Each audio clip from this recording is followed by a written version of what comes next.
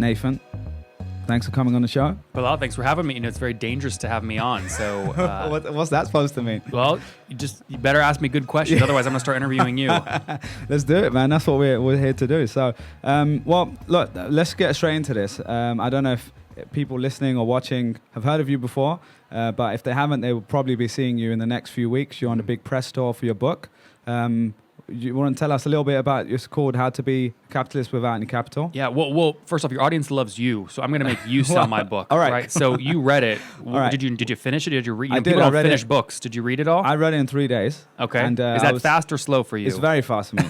It's basically, I have about 17 books I've started and not finished. Yeah. And one of my favorite things is actually finding books, going into a bookstore, going to Amazon, finding books I know I'm going to love, and then not finishing them. Yep. So it's a thing for me. So why'd you finish mine?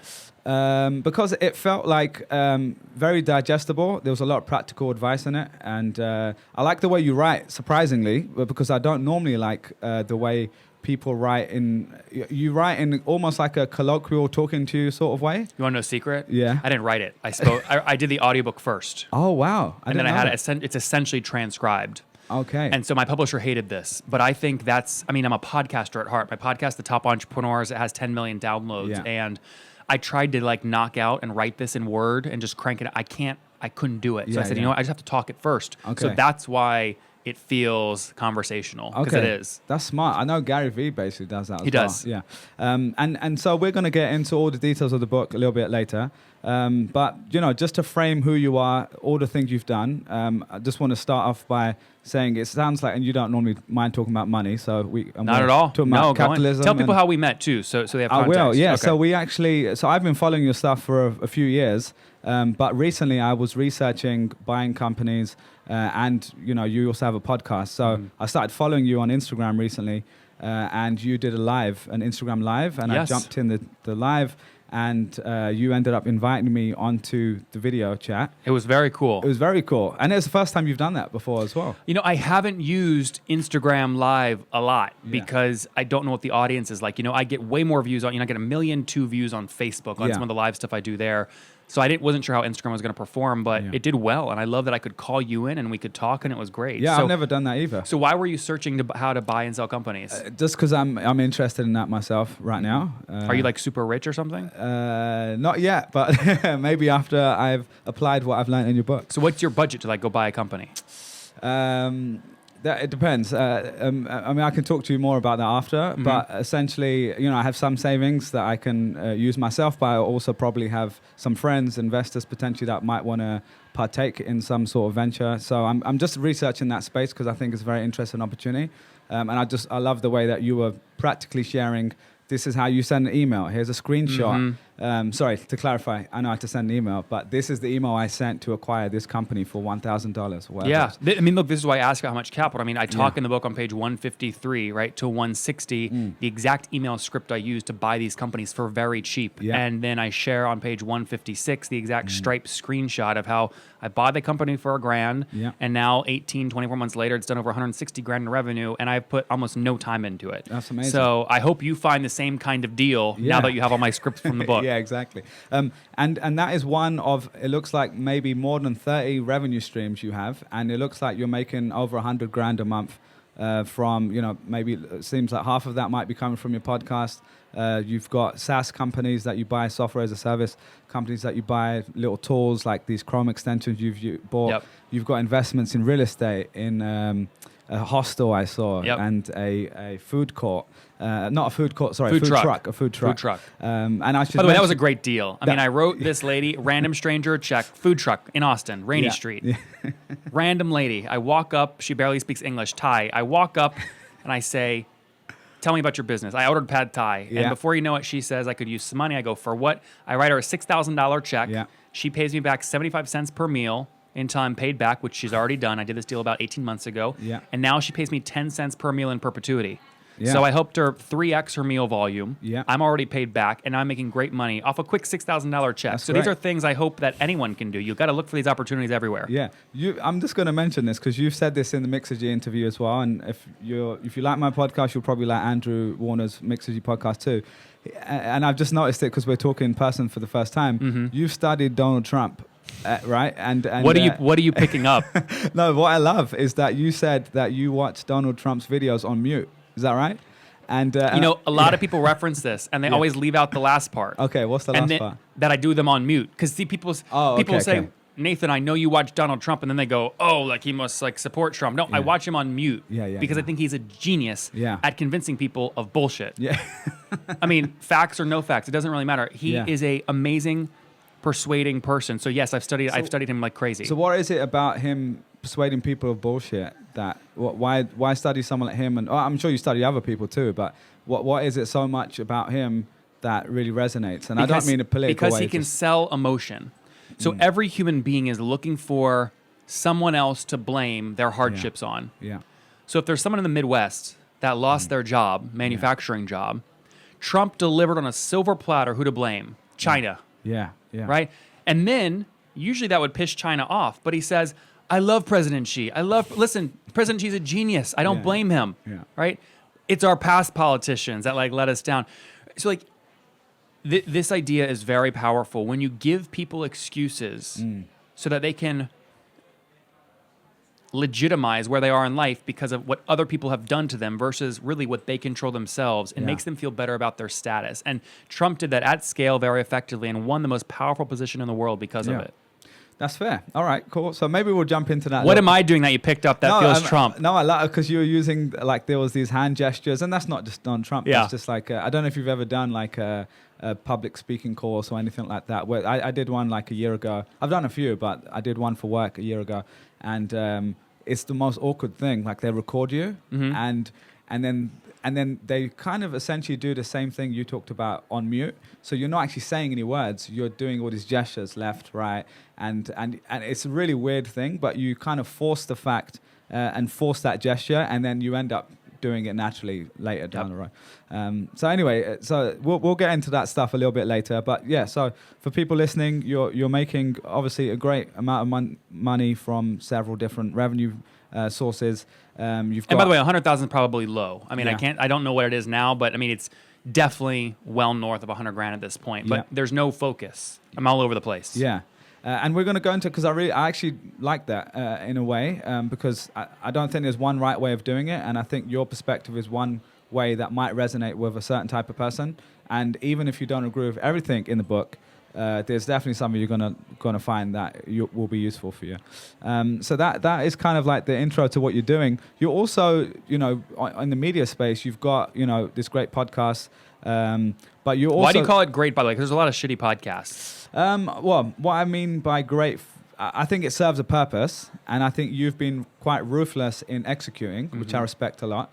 It's not for everyone. It's a podcast that is focused on CEOs and founders of SaaS companies.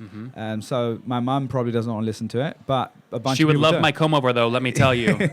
She would love it. Yeah, but I think it serves a purpose. So in a certain mind, if you're in that space and you need that information, you can go and listen to your podcast, or you can go and sign up for your tool that you've created, which you're now selling that data. Yes. Right? So again, we'll go into all of that in a little bit, because I think it's really fascinating how you've managed to do all of this.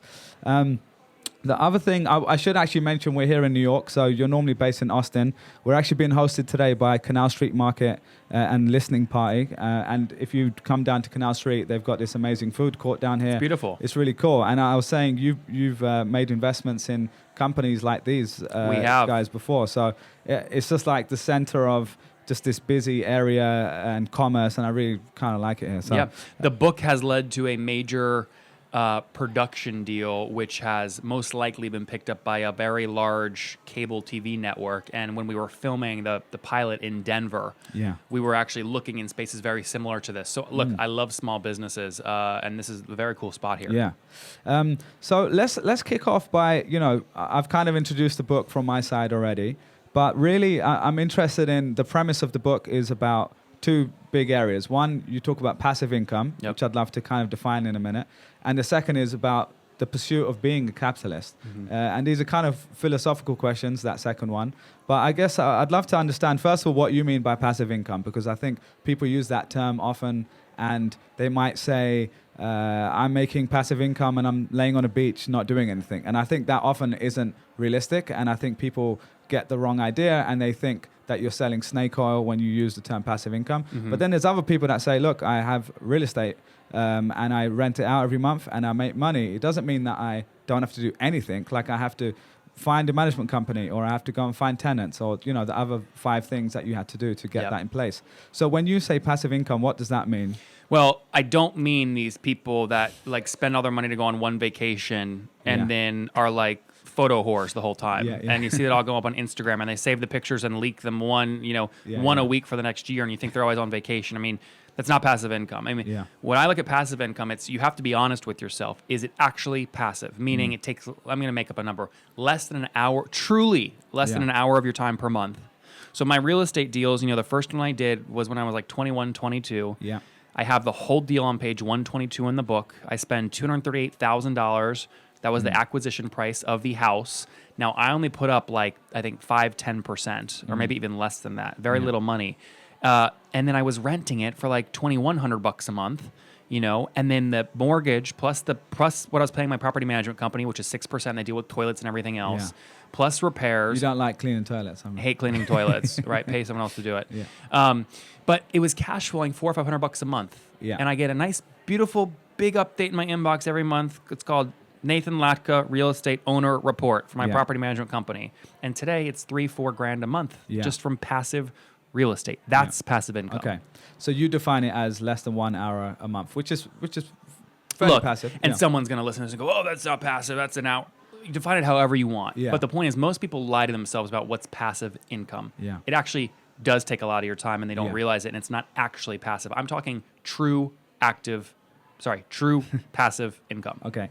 And then the second thing is capitalist, right? And, we're in America, the land of capitalism. But, in 2019, the word capitalism in some places is, I don't want to say dirty word, but there's a little bit of resistance to pure capitalism and to the pursuit of becoming a capitalist for some people, maybe someone listening to this, seems like maybe not a goal that they've got. So I'm just curious, from your point of view, what does that mean to you and why should someone want to be a capitalist? Because they want to have free time. Okay. Look, I'm a capitalist because I'm lazy. Yeah. Seriously. Yeah. I mean, most entrepreneurs I talk to are very successful entrepreneurs because they're lazy. They find the quickest way to do things, right? So they can go back to being lazy. Yeah. Which is actually funny because a lot of people who aren't entrepreneurs are still lazy, right? But they like come to work late, then they end up getting fired, then they want a minimum wage of $20 a month or right an hour, right? So like capitalism is money's the motivator there, but really it's buying yourself freedom, right? Okay. You can do a lot of things with a lot of money. You can look at what Bill Gates and Melinda Gates are doing with their foundation to do many wonderful things because he pursued capitalism, and you can do that in America. So I think capitalism is beautiful. I think it works great, and I'll defend it, I think, for a very long time. We'll see. Okay, great. I think, okay, that's great, and I'm not here to argue about that. I'm you should. It'd be way more fun. And I'm generally for it. I think there's always, we could probably talk for 2 hours about... Where's it bad? Where's it a negative? From my point of view, I'm European, so... Which part? I'm from UK, London, but I've lived here for about 6 years. So I was saying on the weekend, I think I've become more of a capitalist since I've lived here. But I believe in free market and I believe in enterprise and business. That's why I have this podcast. I do think sometimes, I think it also comes down to intent though, because if it becomes solely about just yourself and just about any means necessary, then I don't think that is a productive and a healthy version of capitalism. But I think if you look at the whole landscape of the world, it's probably the best system. And that's why I live here and I interview entrepreneurs. I think so there are some areas where I think the word socialism becomes like this dichotomy of two ends of the spectrum when I don't think it necessarily is. So if we have socialist services in the US and the UK, like if you live in the UK and you have free healthcare, that is a part of socialism, right? If you have a fire department here when your house is burning down and they come and help you out, that is a service that is for the greater good. So I don't think it's an either or. I think that there are certain things like education and healthcare that I hope everyone can get access to. But I also believe in ownership and responsibility and the disproportionate upside of a business is really important to me because I believe in entrepreneurship. Yep. So I don't know if that answers your question, but that's kind of how I see the world. I believe that people in the U.S. should be kissing the feet of people like Jeff Bezos. Yeah. Because no one remembers when he quit his job at a big banking firm, risked all his capital back in the day to try and go build something special and create jobs. That's a risk that you hear AOC and these people that are way on the left. Yeah. I mean, they've never put all their savings to try and launch a brand new thing and hire an employee and create jobs. Yeah. And because Bezos has done that so effectively, he's now the wealthiest man alive. That story is what's going to get future generations excited about taking the same risk Bezos did. Yeah. And so I think you have to celebrate that. And I think it's ridiculous to talk about he's too rich, too much money. I mean, yes, we can change some things about taxes, but that incentive structure is critical to making, I think, America America.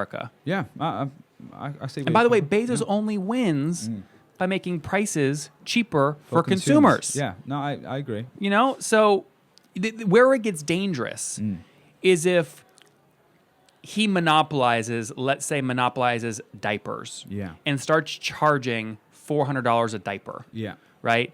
What's going to happen if that happens? Somebody else will launch a diaper company. Yeah. By the way, this happened. He didn't go up to 400, but someone in Brazil, diapers.com, launched. Yeah. Now, what did Bezos do to knock them out of business? Have you heard the story? Yeah, they bought them, right? No. Well, what did he do first? Because I'm not sure. I don't know if you guys know this. Diapers.com wouldn't sell to Amazon. So what did Bezos do? He dropped his price to almost nothing. Yeah. So consumers could now get diapers basically for free. Yeah. While Bezos knocked the other guy out of the market and then bought diapers.com when he had leverage. Yeah. You know what happened in that process? Diapers got way cheaper. Yeah. Great for consumers. Yeah.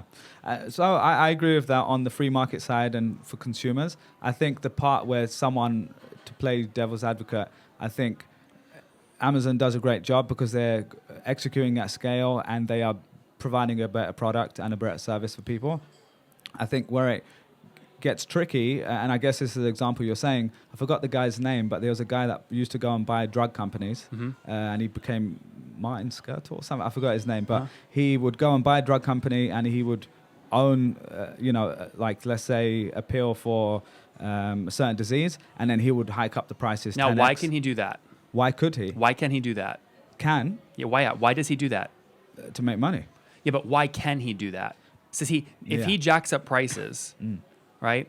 There should be someone else like diapers to come compete with him and undercut him on price, right? Yeah, yeah. So why is there no one competing with him? He had exclusive rights. Exactly. Right? Yeah. Our healthcare system in the U.S. is not perfectly competitive. Definitely. Okay. And that's why you see drug prices go through the roof. Yeah. Right? So by making that system more competitive, you will see these things stay much cheaper, and you'll never read these stories that you see coming out where these drug companies, right, these very nasty people, these are nasty people. Yeah, yeah. I mean, because this is a negative side, right? Yeah. But they wouldn't be nasty people if someone tough kept them in place. And that tough person to keep them in place is called capitalism and competition. Yeah. And so we have to introduce competition back into the drug market. Okay.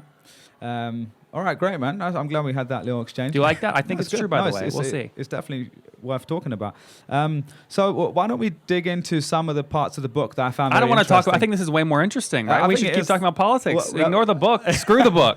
No, I'll tell you what, the book's going to do very well. I think it's going to be a bestseller. I think it's going to do extremely well. But tell me what you liked about it, or what do you have questions Well, about? there are a few concepts within the book which I've probably come across before, but I like the way that you kind of frame them. So one of them is really about not focusing on one thing. And as someone who is interested in many things, I have a podcast. I used to have a full-time job at Google, and I used to work. You were at Google? Yeah, I was at Google. Very smart then. Yeah. What were you doing? Basically sales on the business side, partnerships and And you sales. quit?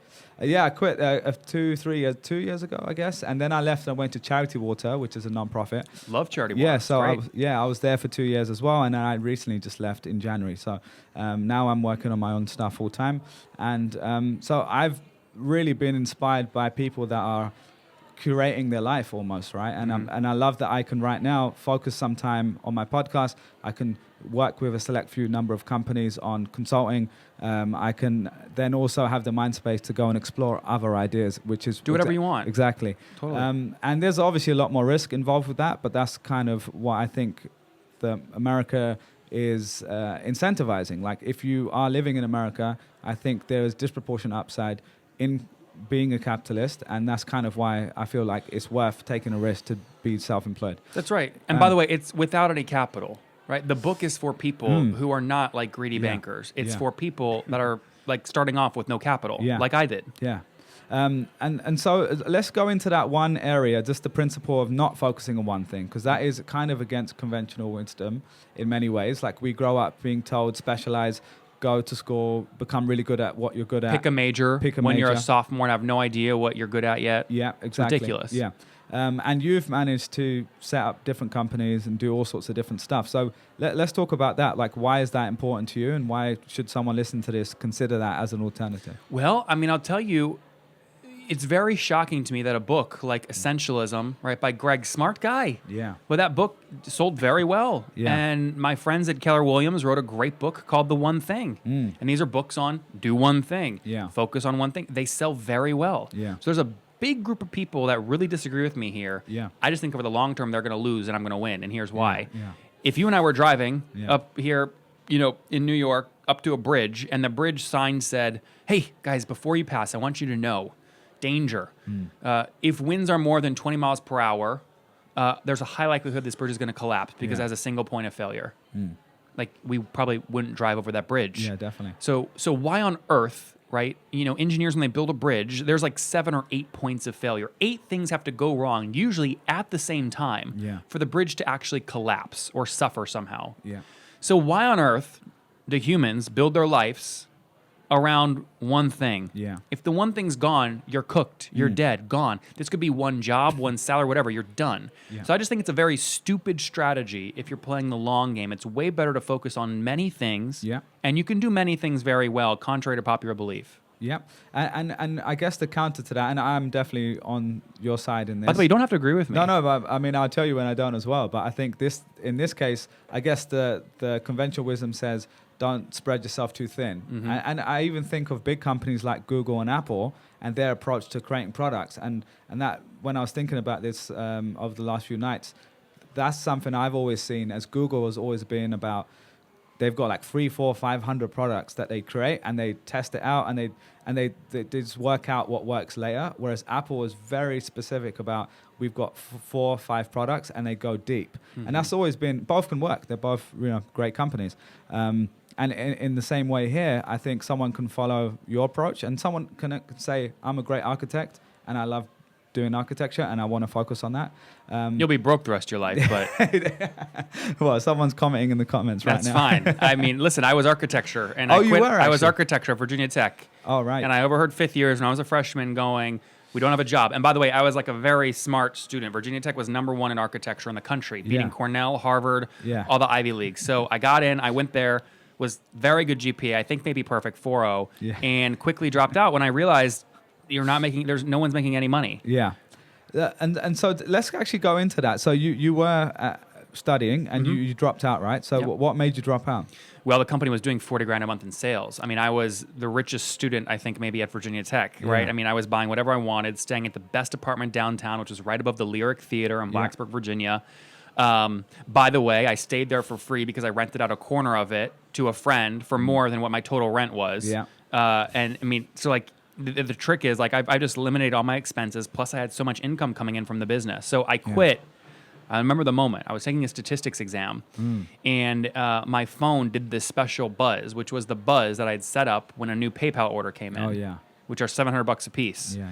And it buzzed twice during that thing, and I failed the exam, but I made $1,400. And I said, "Oh my gosh, I'm dropping out. This is ridiculous." That was the signal. That was the signal. It was an alarm time.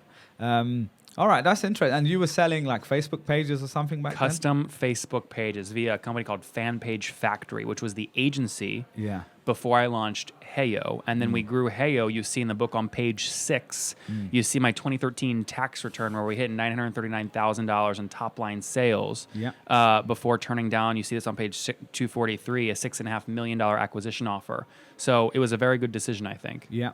And actually, was this your first ever business, at college, making Facebook pages? Were there things you had done previously as a younger teenager. Totally. or I mean, when something? I was on the bus in middle school, I would convince my mom and dad to let me go into Costco with them. Yeah. Right. I'd convince them to buy one of the big bags of candy, 100 pieces in it for like $5.99. I would take the candy on the bus the next morning and sell each piece for $1. Yeah, I did the same. Right. So like $100 top line, $6 cost. You do the math on the margin. Yeah. I'm a freaking baller in middle school. I mean, this stuff works. So I had many, many ideas like this as I was growing up. So you were just hustling as a kid. Always. Where do you think that came from? I have no idea. Your parents are like this? I have no idea. My dad was a coal miner, then worked for the United States Postal Service, then retired to stay at home. So my parents were flipped. My mom was the breadwinner. Okay. Dad was stay-at-home dad. So mom was a double entrepreneur in real estate and kind of pharmaceutical consulting.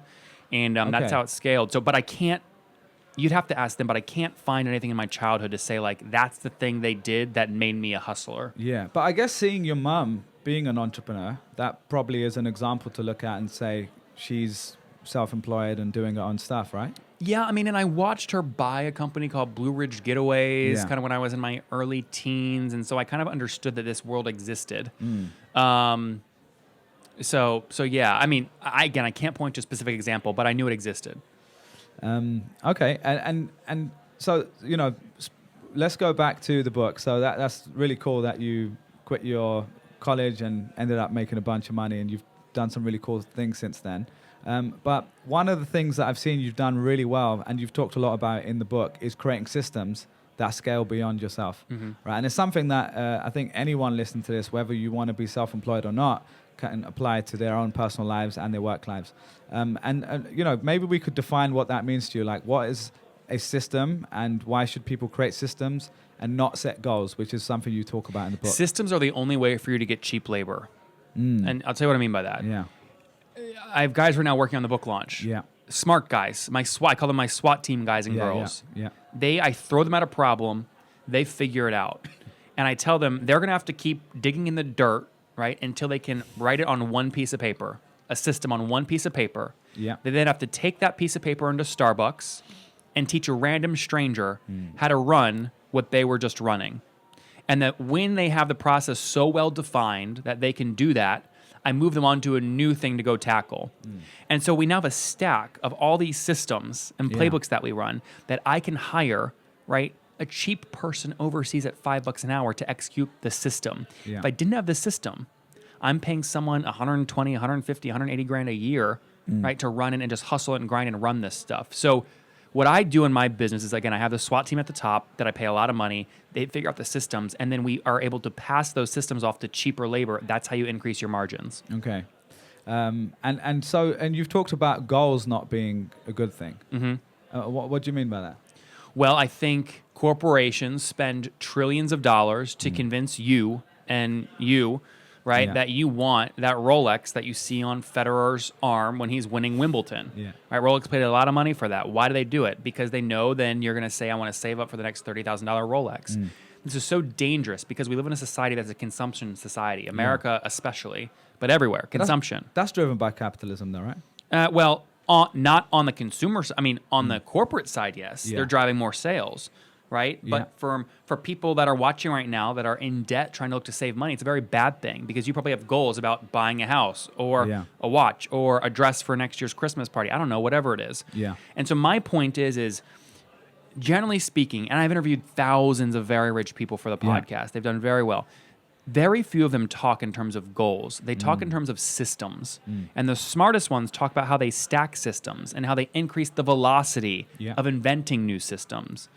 Did you read Malcolm Gladwell's book Outliers? Yeah. Where he talks about 10,000 hours? 10,000 hour rule, The people winning today are the ones that run 10,000 tests the fastest. This is why Amazon, they're testing their homepage like 1 billion times a week. A/B testing, and they keep the winners. Facebook, the reason we're so stuck is because they're running billions of tests and keeping the winners. So how can people run tests faster? You have to build systems to run the tests, and that's how you get an advantage. And just to clarify, so when you say goals, you're talking about these material, tangible goals like buying a watch, buying a house, buying a car. What about goals? Because I've heard you talk about goals like creating a company of X amount of revenue and or value and running for office one day. You're right. So are they goals as well? Like, what's the difference? No, the goals are so saying something like, I want to run for office one day is a great way to get other people reaching out to you saying, oh, I used to be in politics. Let me help you go do that. Yeah. And before you know it, you have 40 people going, let me help you run a political campaign. And you're like, well, damn, that was easy. Okay. And an example of this is in the book, and I don't know what page it is off the top of my head, but I leaked an offer to Business Insider to buy Success Magazine. You remember this? Yeah, I saw for this. $5 million. Yeah. People go, Nathan, why'd you do this? Because their lawyers reached out immediately afterwards. I didn't have any contact with Success Magazine. I just leaked this. Yeah. The reason is I wanted to launch my own magazine. And so what happened was when I leaked this LOI to buy Success, all of the employees... That's letter of intent for people. Which is what? Letter of intent, right? Yes, letter of intent, LOI. Yeah. And so what happened was when I leaked this letter of intent, right, all of the ex-Success Magazine people basically reached out and said, Nathan, if you buy this thing, I want to come work for you and build the magazine. And so if I was going to like try and find those people myself, it would have been very, very difficult. But now we've got this beautiful magazine, right, that goes out to like 10,000 SaaS CEOs every month. And it's written by ex-success people, right? So this is just like arbitrage and like how to get shit done. And so when I put up these things that you hear me and you think they're kind of me saying goals, what I'm actually doing is saying, if I say this thing to the world, I'm guessing the world's going to give me back X, and I want X to plug into my systems. Okay. Let's dig into the systems a little bit deeper, because I know you're doing a bunch of press this week. You're going on, I think is it CNBC, Fox? We'll be doing Fox tomorrow. We're opening for Fox. It's going to be a hell of a show. Yeah. A hell of a show. And then we're doing Yahoo, CBS. We'll be on the NASDAQ exchange. We'll take over Times Square with beautiful pictures. Wow. I mean, launches at NYU. We're going to have look, we're going to have a lot of fun. You can tell I love doing this kind of stuff. Yeah, so it's great. You can do it all day. What I was going to say is on those shows, and it was obviously amazing with, a lot of reach, they won't go into this amount of detail, I'm sure. And that's kind of what I want to do today is really, there are specific points that I latched onto, and I said, that's really interesting. I want to know more about it. So let's go into it with systems specifically. You talked about inputs, outputs, stock, and feedback loops. And those are the 4 parts of a system. So could you give an example of what that actually means? And if someone's listening to this and they want to write out on one piece of paper and go to Starbucks and teach someone their system, what are those different elements that you talked about? Input, output, feedback loops, and stock. Yeah, great question. So first off, the expert in this, the best book to read on this is called Thinking in Systems. Okay. I stole everything I know from that book. Yeah. Right? Thinking in Systems. Now, that book is only theory. It's written, unfortunately, they've passed away, but it's written really from a theorist, an academic. Yeah. I just took it and made it real. So let's talk about my podcast. The inputs on day one were my time, and that was basically it. Right. And that's how every company starts. The input into your business system is your time. It's called sweat equity. Right. Now, you'll get stuck running that system if you don't figure out other inputs besides your time. So what are other potential inputs? So you're running a show. What are your other inputs that make a show work? Finding guests, doing outreach to them, which I know you've got someone working on. What else is it? I mean, designing the website, setting up hosting. Audio editing, video editing. Yeah. All that stuff. It's a lot. Yes. So typically what you see over the first 5 years of business getting launched is the input is just the person, right? The stock is whatever it is they're building, right? So if it's a soap company, they're building up like literally a stock of soap. Yeah. And the output is ideally cash. Okay. And the delta is going to be, right, what they sell it for minus what they bought the soap for. That's the output. And so with my podcast system, it went from my time being the input, and it cost me about... it took me about 9 to 10 hours to edit each episode when I was doing it myself, and $250 to use the studio I was renting. It's crazy. All right, so 9 hours of my time, $250. Over time, I systematized this stuff, and now that system, that input in terms of my time, is just me recording the 15-minute interview. Yeah. The system, right when I hit end, it's on Skype. It goes into Ecamm on my computer. It uploads to Google Drive. We take the Ecamm video file, put it in Audacity, split it into 2 audio files. So the 2 audio files plus the video file go into one Google Drive folder. Those get looked at by my guy Sam in the UK, who edits them at about $8 an episode, $9 an episode. That's really low, right? It's really yes, but I committed volume to him. Okay, because you're doing one every day. Well, I mean, sorry, you've got an episode that goes out every day. I have an episode every day, but remember, right now my recording velocity is about 25, 30 every Tuesday and Thursday. Wow. So, I mean, I'm going through 300, 400 episodes every month. So multiply that by 8, and you can do the math of what I'm paying Sam. He likes the consistent income. Yeah. Right? So drove that down. And then you've got other kind of parts of the system like guest booking. Yeah. Right? I don't do any of that anymore. And I pay anywhere between like $1 and $5 per booked guest with a firm that runs that. Yeah. So literally, it's a whole system now. And so the stock, what I'm building in the podcast, you'd call as number of downloads. Yeah. And the more stock you have, the more output you can drive in terms of advertising revenue. Yeah. So now today, and I don't know what page, I do know what page. It's on page 18 was my first sponsor deal. $6,400 deal on my podcast. Yeah. And this is when it was only 6 months old. The sponsor was FreshBooks. A lady named Justine reached out to me. And so that was like an output, a cash output. Yeah. Now today, if I break down my podcast system on a daily basis, I'm bringing in about $5,500 a day at a cost of about $29 a day, the cost of the episode. Yeah. So you do the math on that in terms of the margin. It's pretty damn good. Very good. And that makes up a big chunk of your income, right?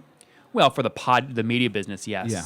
I mean, we do a lot of revenue through, again, the next part of that system, which is, I asked, do you want to go into this? Yeah, let's go into that. I love this. This is very innovative.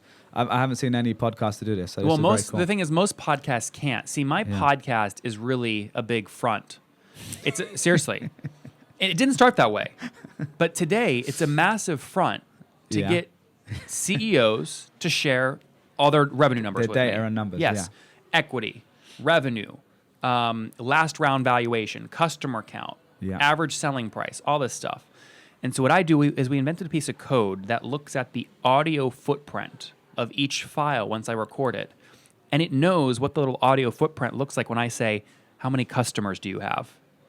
It then tags it and auto-generates an Excel sheet, basically. Auto-generated? Yeah. I did not know that. Okay. Oh, you didn't know this part? No, I didn't know that. No. Yeah, so it's a piece of code, auto-generates.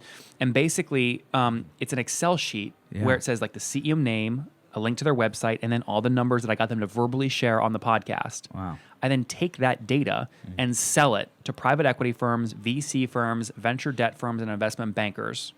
And we make, that's for like 20, 30 grand a month each. That's on crazy. Those. So the model has expanded on itself. Have you seen, where did you borrow that idea from? Because you talk about stealing ideas, which we'll get to in a minute. Okay. Did you see that somewhere else that I know there's like CB Insights and there's a few of these different totally stole the idea of selling to VCs data. Stole that from PitchBook, Mattermark, CB Insights. But quite frankly, I think they do a really poor job in terms of accuracy. Yeah. If you ask any important venture capitalist or investment banker or VC firm, they know that data on Owler and PitchBook and DataFox and SourceScrub, the ARR numbers, the revenue numbers are very rarely accurate, almost never. Yeah. So it's way better to have a guy like me getting the CEO saying the revenue than it is these other firms that kind of do web scraping and kind of maybe back into something. Do you have resistance from, and just to clarify, because we went over that quite quick, and just to summarize that, you have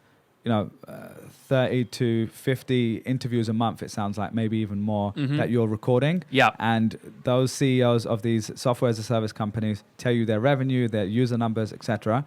And you then use automated tool that you've developed to put that in Excel file, and then you sell that data to VCs and private equity funds. And this is what like a podcast day looks like for your audience, right? So you can zoom in there from this video shot. All the red lines are CEOs that I interviewed that day. So I shoot from like 7, 8 a.m. to 5 or 6 p.m. 30 interviews, 15 minutes each, back to back, 3.5 minutes in between each interview. Amazing. Yeah. That's relentless. I love it. And I get energy. You can tell. I love this stuff. I get energy from it. Yeah. And so you're selling that for a great amount of money.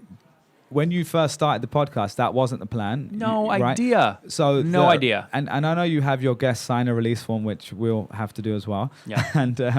And what have you not found resistance from some of those CEOs? I've heard you talk about getting sued a lot by boards because they said a number that they weren't supposed to say, and then that number's now in a database. So have you now people know that you're doing that? A lot of CEOs saying, actually, we don't want to be a part of the show for that reason, or you can't ask us these questions? The problem is they almost, if you're a SaaS CEO, you almost have to come on the show because of how many downloads it has. I mean, it is any serious SaaS CEO has come on the show. Reggie, who runs Cvent, $700 million in ARR. Yeah. Jay, who runs Atlassian, Yeah. billion in ARR. I mean, everyone, and then even pre-revenue ones, they all come on the show, over 3,000. And so you come on because the show gets distribution.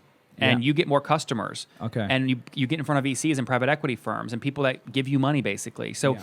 people know I'm going to beat them to get Yeah. these numbers. And in exchange, right, they're getting marketing and exposure. Okay. And yes, I will tell you, I can almost say this with 100% certainty, but maybe there's like 1% out there. I don't know. But I'm definitely the most sued podcaster. I mean, the CEO comes on. I charm the hell out of them. I get them to share way too much. The board hears it once it goes live and goes, "Why did you tell Nathan all this data?" And they send a big, beautiful cease and desist to me. And I basically go, screw off. Yeah. Win all of them because the CEO signs a release before they even come on the show. Yeah. So I always win, but it's a lot of numbers. So that's boards. But now that you've had it launched, people aren't saying, I know you said they need to come on a show, but have you had no one even say, I can't do this for this reason? Well, I don't hear from those people because my booking team just never books them. Get you. Okay. And now what will happen is I'll have someone on the show and I'll be like, well, what's your revenue? And they'll push back. Yeah. And they'll say, I'm a private company. I don't feel comfortable sharing that. No private company would. And I'd say, actually, all 2,999 others who came on did. Yeah. And they go, oh, Mike, have you listened to the show? No. And they go, no. I'm like, well, you're pretty stupid as a CEO to commit 20 minutes of your time to a random guy that you did no research on. Yeah. I mean, that's a pretty stupid thing to do. I get you. So your fault. And then it becomes very entertaining because I just attack the hell out of the CEO. Because I feel like because if I'm honest, and I'll just be straight with you, when I used to listen just to your podcast, like there was a lot of useful information in there, but sometimes it just gets very intense. Mm-hmm. And I don't mind in a certain mood to listen to that, but sometimes I'm just not in the mood to hear people pushing back on. Yeah, exactly. And but then when I've heard you in longer form conversations like we're having today, I've heard you on Mixergy, or I've even seen you on Facebook Live, you seem like a completely different person. I'm a big fat teddy bear. Yeah, exactly. And I'll sing Marvin Gaye to you, and we'll get it on. Exactly.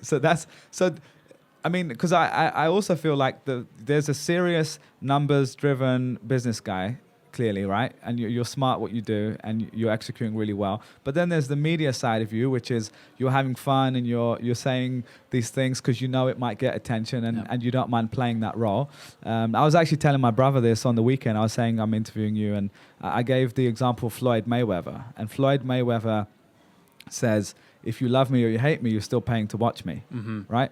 That's not necessarily how I personally want to live, but I really respect if someone is authentically like that, like they should do that, and that's all good. And I'm not saying you're in exactly the same space, but I feel like you know that there's things that you say that might be slightly inflammatory or it might rile someone up, and you kind of don't really mind it. Like you like conflict almost. Well, I'm able to do it so well because I'm never actually making anything up. I'm just have no filter. I'm saying exactly what I feel. If I feel like the CEO is lying to me, I'm going to hit them hard. Yeah. If I feel like they're bragging about how much money they raised, but they're broke and losing $1 million a month, I'm going to hit them and say, "Why are you bragging? Yeah. Maybe you raised $100 million, but you're broke. Yeah. And you're underwater. You're going to go bankrupt next month. Yeah. And I have no problem doing that. And so I also am totally aware that by doing that, it will be more entertaining and more people will see it. But one thing about our world today is you don't have the right to educate people unless you entertain them and hold their attention first.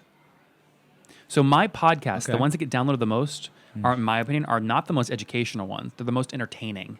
Yeah. Where there's the most conflict. Okay. But that's how our world works today. Yeah. Right? It's the conflicts is what people pay attention That's true. to. No, it's true. But I guess it comes back to, and I really like how philosophical this is all getting. That wasn't my plan. But I guess it comes back to the goal, right? If you're optimizing towards downloads, you're optimizing towards revenue in this case, when you get more downloads, then that makes sense. But my objective with my podcast at the moment is really I get to sit with you for an hour and a half, 2 hours and talk about anything I want to talk about.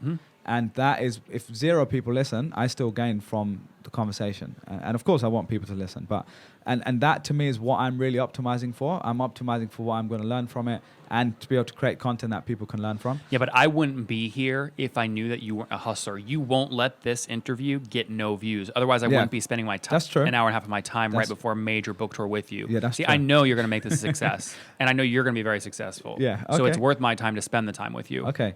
No, that's cool. All right. I like it. All right. All All right, let's go into the next concept. So we talked about systems. Yep. Really took a lot away from that part of the book. I think it was really good. I'm glad you nice enjoyed to be able to. I wrote a bunch of notes, very useful. Do you ever write notes for books you read, or is this there rare? are some, but I highlight a lot, and and then sometimes I'll write a reference that I can come back to. But this one I actually went back to, and I guess because I was interviewing you, it was more useful. I should probably go through other notes. I'm sure I'll relearn some stuff again. No, I was just curious. No, I write a lot of notes, actually. Good. Yeah. The second big area, and maybe we can touch on this quickly, is the concept of multiplying. This really resonated with me, especially as you think about buying companies. And you might buy a Chrome extension that has a user base that is not making any revenue yet, but you might marry that with another acquisition. And when you combine those two things together, there's a multiplier effect. I don't know if I understood that correctly, but that was the example that came to my head. Could you go into that a little bit more? Like, you talk about multiplying these systems, and these systems grow exponentially when you think about multiplying them. So what does that mean? Yeah, I mean, so I think the podcast, and then the podcast turning into a database, is a good example, right? I had no idea that's what was going to happen. But that's where a situation where kind of 1 + 1, me plus a guest, all of a sudden doesn't just equal 2, it equals like 10 or 12 or 20. Yeah. And you will never get this multiplicative effect if you don't focus on more than one thing at once, because there's nothing to multiply. That's true. So again, you wanted a short answer on this. I mean, what I would just tell people is there are always assets out there that are undervalued. And when you buy them, if you see an opportunity to grow them, like I did with the Chrome extension, right? Yeah. You go out, take a risk, and then you find other things you can do with that. For example, today with the book launch, I'm also sharing the book with all 30,000 users of that Chrome extension. It's driving book sales, right? And and it's also still they're paying for the Chrome extension. So there's all kinds of ways to multiply the things you're doing together to get big numbers. That makes sense. Okay, that one was fairly straightforward, but I think it was worth mentioning. Totally. The next one, and again, I think the way you write this, it's talking about stealing, right? And I think when you say the word stealing, it catches people's attention. And one way is saying it is stealing, but really what I think... By the way, I didn't use that word. I used copying. Oh, really? Where did I write? Well, okay, copying, you're right. But copying. I like stealing too. Copying, stealing... Sorry, you're right.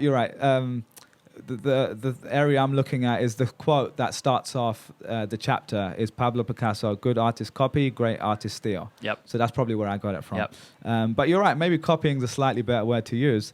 But no, look, I use copy yeah. because people's brains shut off when I say stealing because it feels too negative. Yeah. People have a hard time giving themselves permission to copy. So stealing will make it true. even harder to help them articulate this. So, yeah. But even let's say copying, because a lot of people do turn off when they think of the word they think of copying someone, they think of the purest creator in themselves, but which is baloney, by the way. Yeah. So let's go into that. Like, what do you mean by copying? And there's a few good examples you use, like Facebook copying Snapchat stories. But why do you even put that in air quotes? It's a fact. No, they straight up copied. Straight up. But I tell you, I think there's varying levels of copying. What is Amazon Videos? Yeah, a form of Netflix. Exactly. Yeah. Well, I mean, you don't have to put it in air quotes. Yeah. People, the richest people. Yeah, they copy. Like hell. Yeah. And they don't complain about it. They don't put in air quotes. They copy. They not only copy, they have people watching and studying hardcore about what to copy and make sure they can copy and do it fast and beat and kill and win over the other person. So why do you think people still have a resistance to copying? Where does that come from? Because they don't know how to execute the copying. People, in my opinion, who don't like when I say you should copy people are the people that are just bad at executing. So the way they avoid executing is to say, I don't want to copy anybody. Yeah. When really it's no. If I gave 10 of you the exact same idea, all 10 of you would come out with different things because you guys are all different in how you would execute the thing you're copying. And so, again, most people use, I don't want to copy, it's bad, it's negative, as an excuse to not be aggressive in building these things that other people have. But look, Amazon right now, by the way, is copying AdSense. Yeah. I mean, Facebook copied Google AdSense with their advertising platform. I mean, there are very few things that are brand new in the world outside of like billionaires wanting to go to Mars. Yeah, no, I agree. No, I use this example myself. I always say that Google was not the first search engine.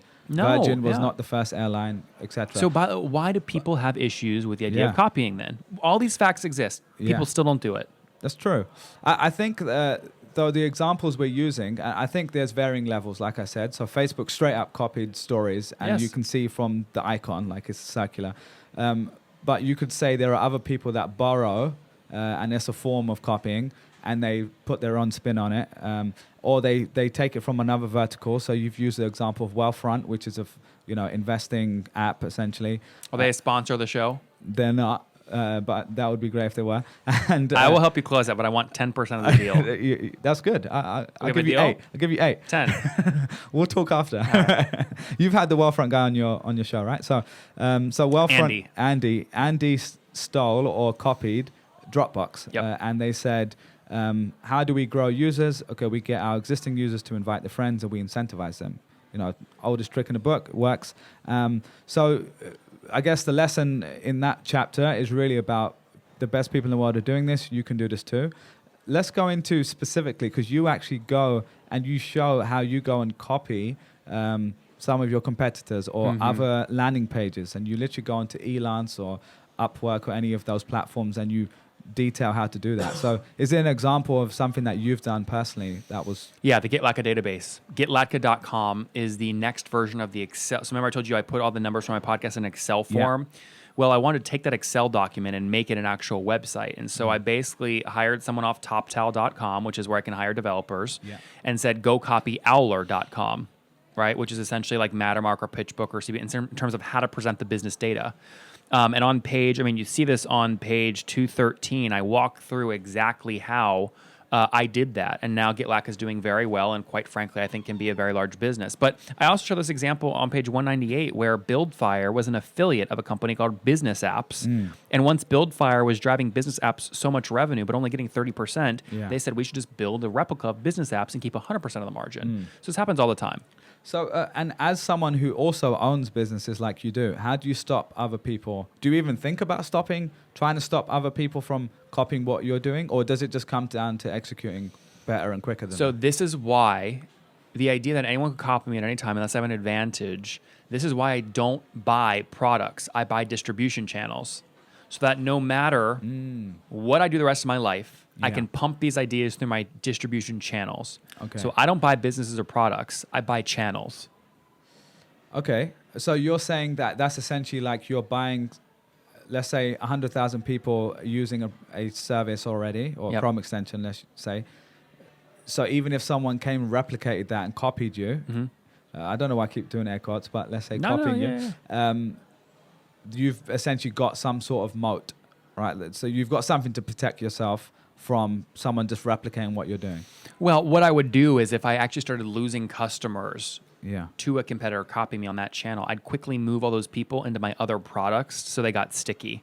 Okay. You see what I'm saying? Like, the fact is you will be, if you're having success, you will be copied. So how do you defend that? Let's look at the scooter wars right now. Yeah. It's just how much money can you raise the fastest? Yeah. Because every scooter has economics and a P&L. And it's literally just who can put the most scooters out there as fast as possible. So there you defend yourself. Your moat is capital. Okay. There are other moats that you can create in all kinds of business lines that I don't want to go into every one right now, but you want to find these moats. But if you can't, I mean, generally speaking, again, I'm buying, right, or launching distribution channels. Yeah. No matter what products I have the rest of my life, I can always feature them in my magazine. And I don't care who tries to copy this. Someone would have to basically record 30 episodes every Tuesday and Thursday back to back, basically be superhuman to copy directly with me. It won't be, it's not possible. Yeah. Right? It's not possible. Though, and I will say this, that through your book, and I'm not saying this so that, you know, everyone listening to this, you can go on the capitalistbook.com and decide if you want to buy it or not. But there's a lot, and I've heard you mention that this isn't a evergreen book. This is if you're getting it now, you've got an advantage because you're learning stuff that other people don't necessarily know. Yep. And we're going to come into the section in a second about how you go and buy these companies.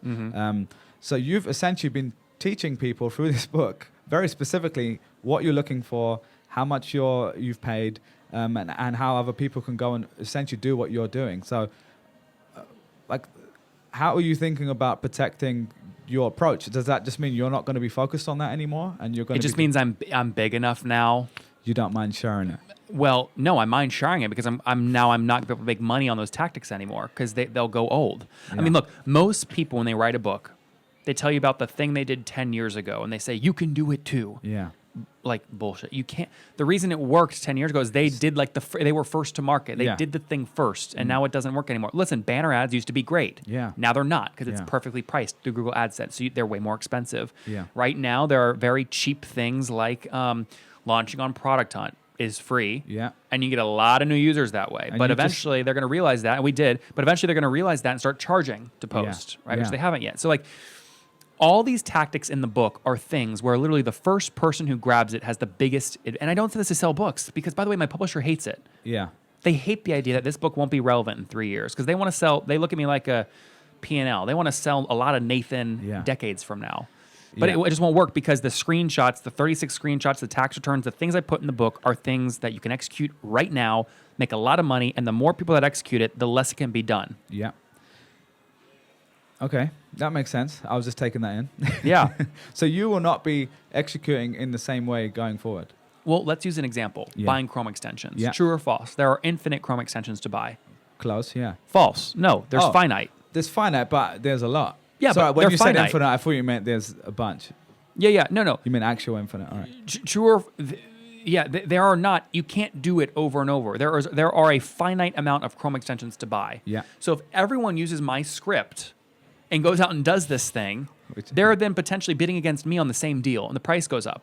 Then I walk away. I can't buy them for only $1,000 anymore. I have to pay $1 million. Yeah. So the strategy doesn't work. So you're going to be looking at something else. Exactly. I have to take this thing up here, which is a very smart thing, by the way, and go off and try and find other ways to invent new ways to make money. Yeah.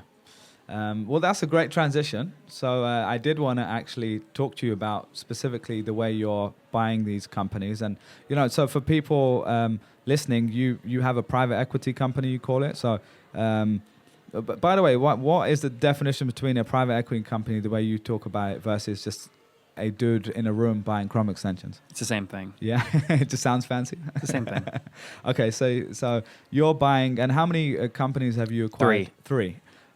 So you have an ambition to have a much bigger private equity company. I just like buying companies. Yeah. I think it's way smarter than building them from scratch. Yeah, and I've been doing a lot of research into this recently, and I think the numbers are something close to 80% of businesses will not be around in 5 years' time. So if they've lasted 5 years, there's normally some assets there. There's normally some revenue, some customers, some product market fit, something that you can base it off. And that's what's attracted me to this space as well. Mm-hmm. So let's go into all the concepts we talked about, your systems, multiplying, and let's apply that to this tangible scenario if we can. And I'd love to go into your process and system to buy Chrome extensions or companies. Let's not focus on Chrome extensions. Let's just say generally. Mm-hmm. So if let's say, to make it easy, let's say we had $100,000 to start with, or 10,000. A lot of money, by the way. For most people, that's a lot of money. It's a lot of pocket change. Maybe we say, let's say 10,000 then. Deal. Let's say $10,000. And what would you be allocating? There's a pie of money here. What would be your first step? How would you go about doing that? Well, first off, I would act like I have no money. Because if you have to go find a deal and you say, I want to figure out how to take this over with no money, then if they ask for a little money, you have a little to play with. Yeah. So first off, I would ignore the fact that I have a pile of $10,000. Yeah. And what I would do is go do something like, so maybe instead of the Chrome store, I would go onto my iTunes application, go to switch from top free apps to top grossing apps, meaning they're making revenue from top to bottom, scroll way down where there's maybe less competition, and find an app or two where the last update, because iTunes publishes when the app was last updated, where the update was more than a year ago, which is a signal to me that the developer or the team building it is not interested anymore, which means they might let go of it for less. Right? You then open up a call. I find their email using a tool like etools.io, which, by the way, I bought and own, and I email them. And the subject line is potentially acquiring whatever their thing is. Right? The text is, hey, I'd love to chat about the opportunity, about the potential of me, potentially acquiring your company. Very, very soft, right? Yeah. And then get a response. And then from there, start asking things like, why would you sell?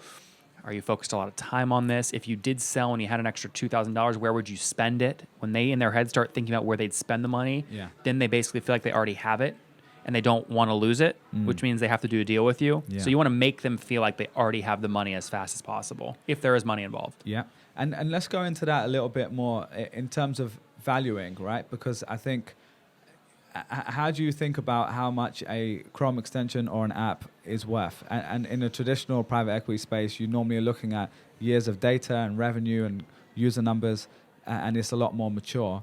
How would you figure out like what a fair value is for something like that? Well, look, for me or anybody watching trying to do their first deal, you want to go after tools that are free because you don't want the other person to say, well, we're doing $1 million a year, so you have to pay at least $3 million. You want them to have 10,000 users and not realize the value of those users, which you can monetize over time, right?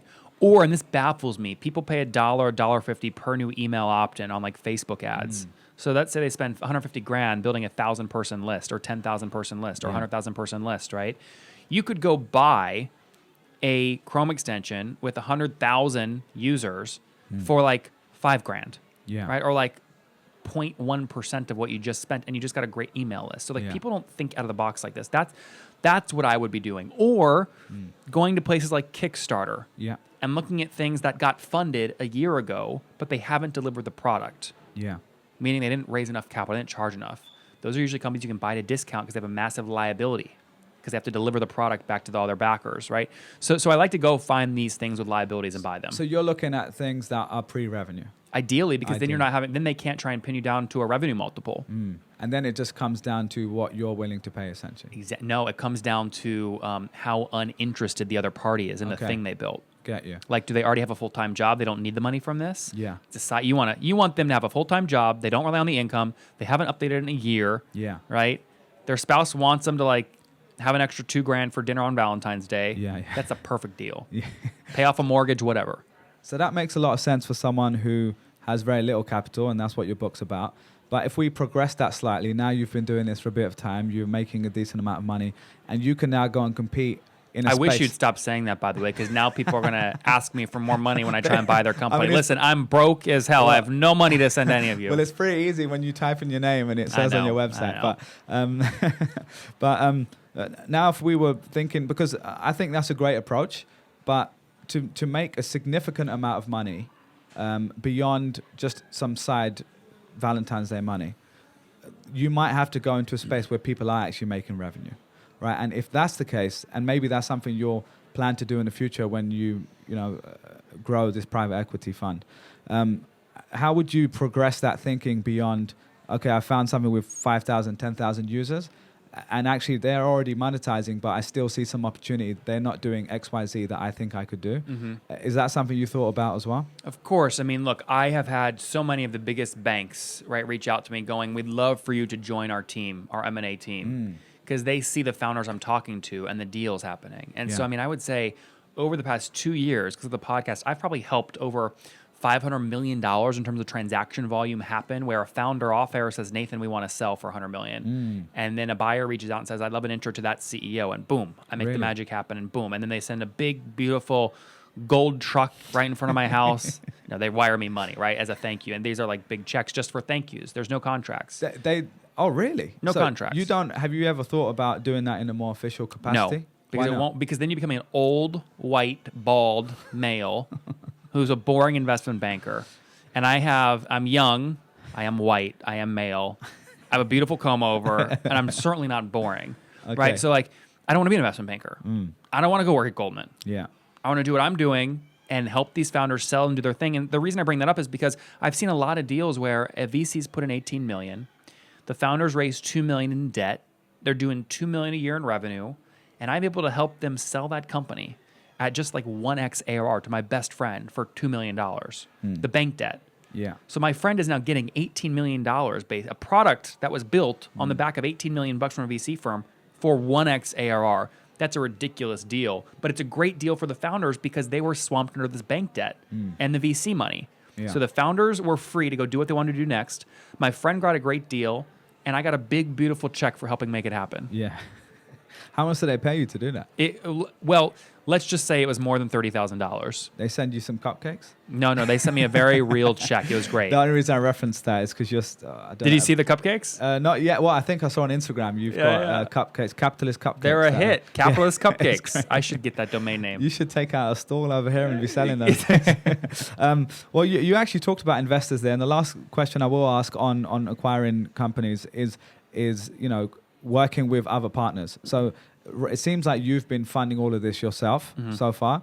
In the future, if you were to bring on someone who had more cash and wanted to help you accelerate through investment, is that something you would consider? And how would you approach something like that?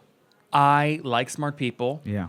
I just don't need the money. Yeah. I mean, I think that's the easiest way to say it, right? And look, by saying that, more people are going to go, I want to give him money. Yeah. But I really don't need the money. And by the way, a lot of the big VC firms have tried to bring me in internally. And I say, do you know, you'd fire me in 0.2 seconds because I grill CEOs and they sue me. You don't want me on my LinkedIn to say partner at Andreessen Horowitz, right? You don't want that, right? And I'm not saying Andreessen has said this or not, but you don't want that. So being a free guy, not tied to any VC, not tied to anybody else's money, just my own, allows me to be very nimble and creative. Yeah. And that's my superpower. And I want to double down on my superpower because that's going to help me do a lot of things in life. Do you think that there's a ceiling to how much you can make through that method? No.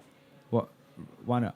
Because it's just a question of velocity. Okay. It's how quickly can you deploy $1 million to get back 3 million, and how quickly you can put out 3 million to get back 10, and then 10 to 100, and then 100 to a billion, and then a billion to 100 billion, and then 100 billion to a trillion. I mean, it's a velocity game, and nobody has as much deal flow, velocity in the SaaS world as I do. They just don't. Even the biggest private equity firms, I can tell you right now, a lot of them pay me for my data because I get better velocity than they do because I'm an unbiased third party. That's interesting, man. I want to keep tabs on how you're planning to grow in the next 10 years because I've heard you talk about a goal or a objective, whatever you want to call it, of having $1 billion, multi-billion dollar private equity fund. I would call it a very smart statement. That's one way of the smart statement of attracting that into your life. Yep. And my personal opinion, and I haven't done this, so it's just my opinion for what it's worth, is that at some point you probably need to accelerate that beyond. And it's not to say you can't do it like that. It just feels like you would be able to grow quicker by partnering with people in that way. So, and I think we'll see what happens. You'd have the ability to do that. And I'd rather get very rich all by myself. So let's transition to the last area. So thanks for going into that. Hopefully people listening can take something away from the concepts, and you should definitely learn more in the book. Very tangible stuff. And by the way, people, I try to do a very good job at capitalistbook.com of putting a lot of the content up for free so that people don't have to spend whatever, the 15, 20, 25 bucks to buy the book to get value. So I do encourage people, and we're going to take it down at some point. So go to capitalistbook.com. You can see a bunch of the preview stuff. You've seen the page. I mean, what do you think? There's value just on the page, right? It is. I went through, before I bought the book, I read through all of the free stuff, and that kind of sold me to buy the book. Yeah, it's great. So there's a lot of value there. So let's go into the last part, which is really longer term thinking and kind of the mindset stuff, right? Which is thinking beyond what you're doing right now. I'd love to just think about 10, 20 years from now, where you're going and how you're trying to get there. And beyond making lots of money and doing this media stuff, selling a book, doing all these cool things and enjoying yourself, like what's the end goal for you, man? Like why are you doing all of this? And why have you not just got to a point where you've said, actually, I'm doing pretty good. I just want to go and chill out and relax and do things that make me happy. Because beyond I'm ambitious and competition makes me very happy. Yeah. And winning makes me very happy. Seriously. I mean, if I could play board games my whole life, I would. The problem is nobody plays Monopoly with me anymore. And you can guess why. I can imagine. Right? I mean, I don't remember the last time I lost Monopoly, but I don't have friends by the end of it. But that's fine because I win Monopoly. So real life is like you have to play Monopoly with me and you have no choice, right? And I'm going to get the Monopolies and I'm going to win. So the way I look at any new venture I go into is like a board game. And it's what's fun for me is, one, learn the rules as quick as possible. So like it could be like, solving Zika virus with like mosquito genes. Learn the playbook, learn the rules, the data, the knowledge. Once you know how it currently exists, figure out if there are other rules that you can bend or invent or add that no one else has thought of, and then try and win the board game. And so, again, I see everything as board games. So I will always be playing just new, bigger, interesting board games. So winning makes you happy. Love it. Is there anything else beyond winning that makes you happy? No, I think winning is a good thing. What about relationships, family? Oh, I have not a relationship guy. Not a relationship guy. Yeah. 35, spouse at 35, maybe. Yeah. Maybe get married 35. I'm 29 today. I want to have a lot of kids one day. Yeah. But not in any rush. Yeah. Not in a huge rush. And I really think you can keep people close to you, and that's fine. But generally, people are naturally jealous, and it takes a very special person to suppress jealousy. And once someone is jealous, they then come after you. And so you have to be very careful with who you let very close to you. So, but by the way, I work with some very talented people that know a lot about me, some very interesting, good things. And I reward those people, and I like it. But no, I don't. I'm not a huge relationship guy. Yeah. I don't make heart cakes for people and do this kind of thing. No, that's okay. No, I'm just curious because I think you even mentioned on the Mixergy interview, and I think Andrew brought it up, and I think you said something along the lines of, what you just said there was probably closer to one day I might be in a relationship. Yeah. Whereas in the past, you've been very much like, I don't have time, I don't have energy for this. But we'll see. Look, it's hard to turn this board game mentality off. The problem I've had with relationships is once you're dating someone or God forbid married, you feel like you won that board game. So the question is, can you stay involved in that after you feel like you've already won? So I would have to have a partner that essentially is always thinking about something new that that we can talk about, where I feel like there's always something new to go out and win together. Because if I feel like the game is the relationship, I will get bored after I feel like I've closed the deal. Yeah, I get you. You see what I'm saying? I get you. I think that, and I completely see where you're coming from, especially as I might not be as obsessed with competition and winning as you are, but I like it too. But I do think that there's something that has changed over time where I've said, let's forget relationships for a minute. Even just time with family, right? That is something. I don't live in London anymore. My family live there. Yep. That is something that gives me a lot of happiness. I have a little nephew. I go home. I get to see him. And that is something that brings a certain type of joy in my life that I can't compare with anything else. And I can't imagine what it would be like to have my own kid one day and how that would feel like. So family's great. Yeah. By the way, I have a great family. Yeah. Love family, right? So it just feels like, because there are so many things I'm sure that you have outside of just the work stuff, because I think what you end up talking about is work because it's central to your life. But it's also very smart what I do. I mean, just to tell you, it's very smart for me to put out a public persona of this guy doesn't care about anybody, he hates relationships, and he's a tough money guy. Because then you meet me in person, and I don't even shake your hand when I meet you, I hug you, and you go, wow. Yeah. This guy's like a total teddy bear. It's totally different in person. That's a good thing, I think. Because I set expectations very low, which means if I'm average in person, I actually look really good. Yeah. Does that make sense? I think it's actually a very smart negotiation thing. Smart. It's definitely smart as a negotiation, but I think it personally, and I think we're different DNA, right? So I totally agree, by the way. And I think for me, I think I would get exhausted by to me, it would be overthinking. See, it's natural to me. To you, you're like, it's just calculated, and for me, I'm just like, I probably can't commit my energy to that. Yeah. But I respect if that's where you are naturally, and then there's nothing wrong with that. You should never do what's not natural for yourself, because then you waste a lot of energy. This is very natural for me. Yeah. The other thing I would mention is the concept about giving without expectation, right? And I saw you were at the Oscars recently. I think you were there for a charity part of the Oscars. Was it Elton John's AIDS Foundation. Great charity. Exactly. By the way, great singer as well. Yeah, definitely. Unbelievable.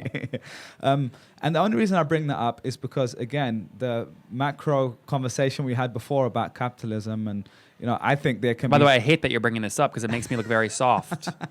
I just think it does. By the way, you start something like me giving to an AIDS foundation, it makes me look less tough. Well, that's all right, man. You just got. Not always. That's part of your authentic self. It is, but you to do some of the stuff that I do, you have to be you have to be a killer. You have to be tough. These are hundreds of millions, sometimes billions of dollars of deals happening. Yeah. And then people are like, oh, he's a soft guy. He's does charity stuff. It doesn't look so good. So let's talk about it though. It's okay. No, it's cool. No, I like bringing it up just because I think you can be someone who is hard, in a deal, and you can be firm. You can still. I think you can actually be very nice. I've met plenty of billionaire CEOs. You can be nice, but you have to be tough. I'm not saying be mean. Yeah. You have to be tough. Okay. How do you define differentiate between the two? Well, you can be nice Yeah. and tough. You don't have to be mean. Yeah. You want to treat Do you people think you're well. mean though sometimes? I feel No. like on your podcast you can be a little No, mean. not mean. I'm only mean if they deserve it. Okay, fair enough. So Listen, sometimes people lie. If you lie, I can be mean to you. Okay. I think that's fair. By the way, somebody has to do it. yeah. There are so many people that lie about press, PR stuff on TechCrunch, etc., about a deal price, Yeah. and nobody even challenges it. And everyone believes this person is like a messiah. Yeah. Someone has to get the truth. I mean, especially in the world of fake news. So that person, I have no problem being that person. Okay. So back to the soft stuff, Yeah. real quick, because Yeah. so that to me shows that there's a side of you that wants to be able to give, and you don't. I'm sure you don't expect anything back. Maybe you do. I don't know. And that is coming from someone who, for a long time, I just thought about what was in it for me, and I lived probably most of my life pretty selfishly, and maybe I might have changed slightly in the last 5 years or so, right? Not to say I don't look what's in it for me. Of course, even when I give to charity, like I know that I have this great fuzzy feeling that I gave to something good. And it's a great tax write-off. Yeah, that's true.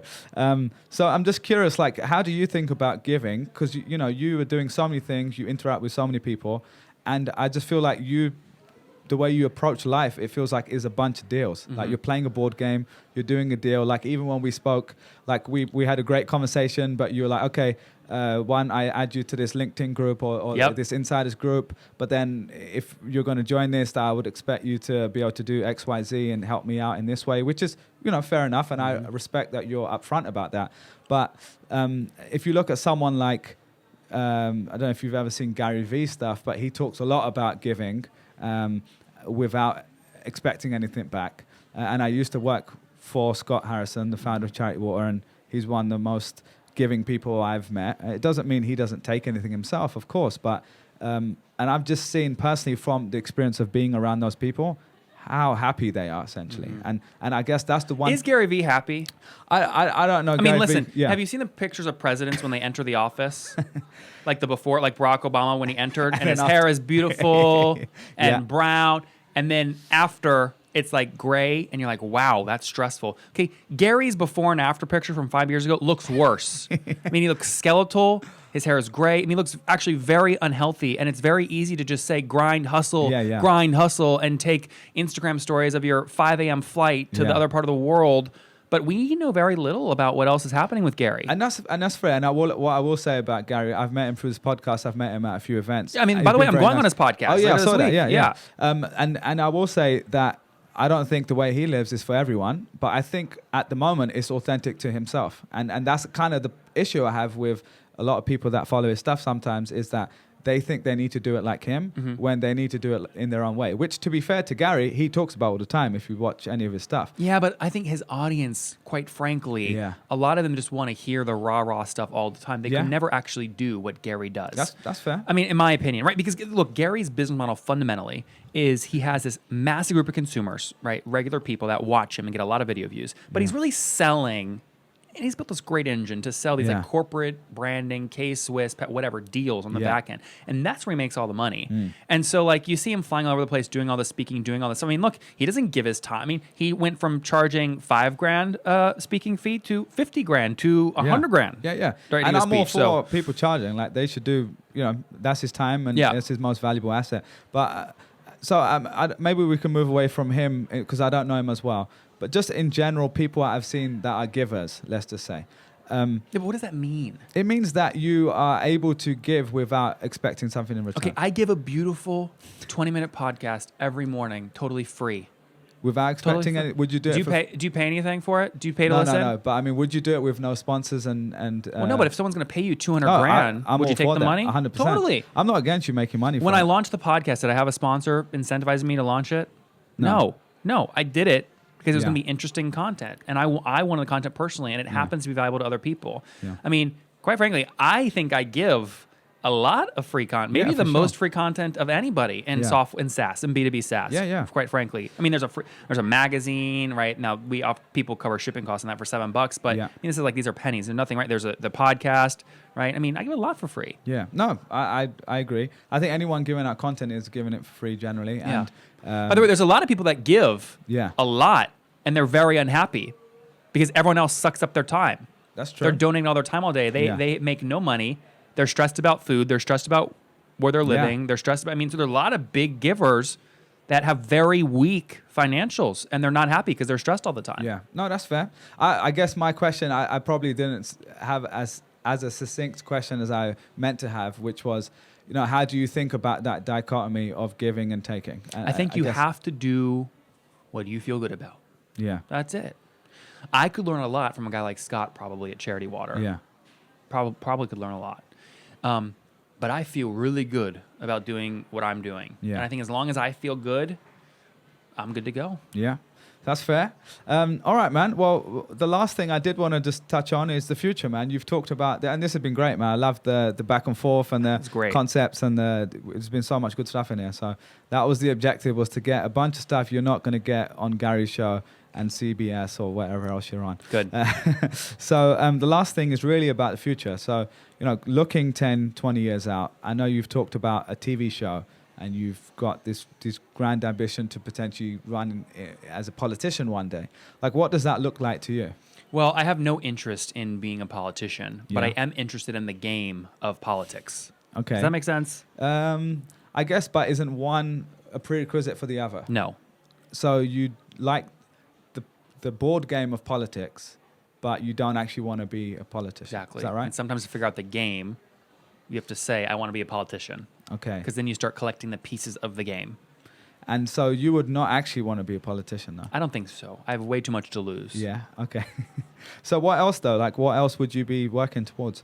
Like, we came here in 10 years' time, we're back in the same room, and you said, Bilal, remember that great conversation we had? Look at all this cool stuff that happened. Like, what would that look like to you? Well, I think we'll have to have that conversation when it happens, because frankly, I couldn't predict it. I couldn't predict when I launched the podcast that all this stuff would happen.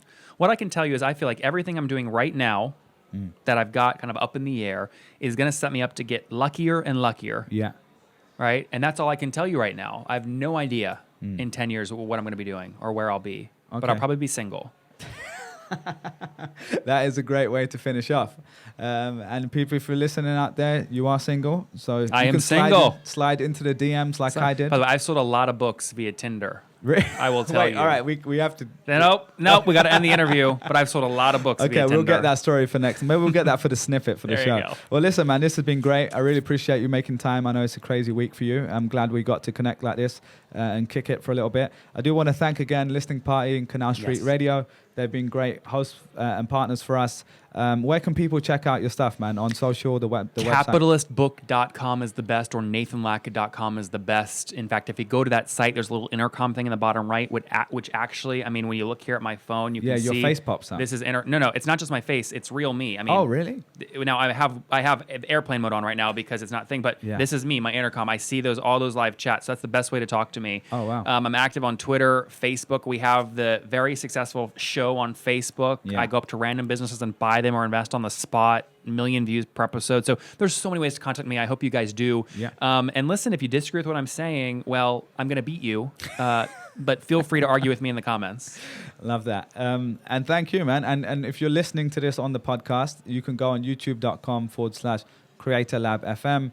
You can see visually, and I think you're going to want to see this because I think, Nathan, you're a great speaker, and all the body language stuff we talked about is worth looking at. On Instagram, I'm posting small snippets of the show as well, which I'll definitely share with you. Yeah, we'll share it. If you want to use that. And yeah, just send us a note. I'm Bilal at creatorlab.fm. I love your comments, and anything that you want to hear more of on the show, please get in touch. So thanks again for coming on, man. Thanks, Bilal. Cheers, appreciate it.